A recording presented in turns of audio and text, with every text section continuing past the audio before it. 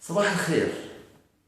بدي أحكي اليوم عن الأدوية المهدئة للسعال للأطفال اللي عمرهم تحت السنتين.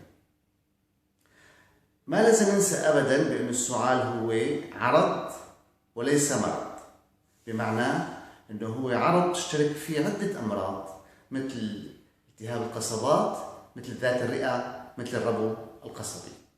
هدول الأمراض الثلاثة كل واحد من بيناتهم له علاجه اللي بيختلف عن الثاني، وبالتالي قد تكون العلاجات مختلفة تماما عن بعضها، لكن الأهل بيتم عندهم رغبة بأنه يخففوا السعلة عن ابنهم، لذلك بيلجأوا أحيانا للصيدلي أو بيلجأوا إنه يروحوا لحالهم يقولوا له للصيدلي بدنا الدواء الفلاني اللي هو مهدئ للسعال. أنا طبعا رسالتي بهاللقاء هذا هو التحذير من هالأدوية هاي.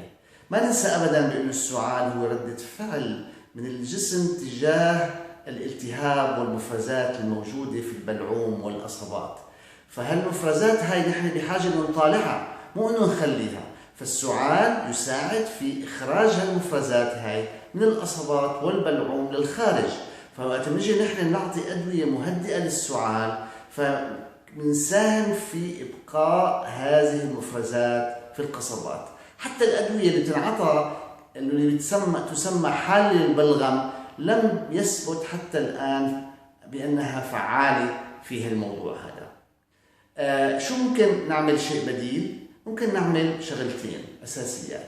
الشغلة الأولى بأنه نشبع الطفل مي، نعطيه سوائل كثيرة. هالسوائل الكثيرة بتساهم في تخفيف لزوجة هالمفرزات هاي الموجودة في القصبات، وبالتالي في سهولة إخراجها، وممكن كمان يسهل في إخراج هالمفرزات هاي الرطوبة أو بخار الماء عبر التبخير، أو ممكن ندخل الطفل مثلا إذا ما عندنا جهاز تبخير ندخله للحمام وننزل المي السخنة وخليه يستنشق بخار الماء داخل الحمام لمدة مثلا ربع ساعة نص ساعة ونطالعه، ونعيد هالموضوع هذا مرتين ثلاثة في اليوم.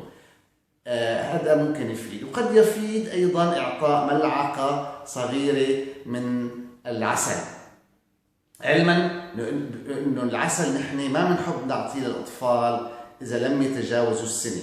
فالأطفال بين السنة والسنتين ممكن نعطيه عسل، وحتى فوق السنتين ممكن نعطيه. لكن رسالتي هو عدم إعطاء الأدوية المهدئة للسعال لكل الأطفال تحت عمر السنتين. وشكرا.